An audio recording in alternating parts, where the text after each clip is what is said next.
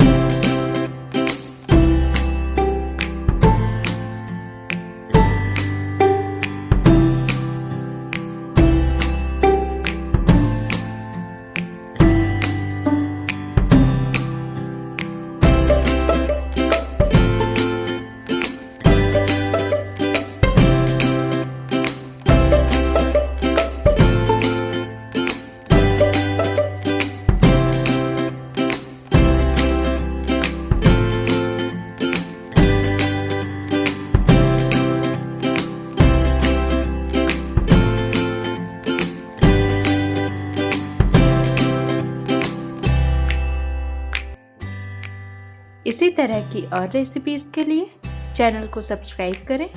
Thank you for your time and patience.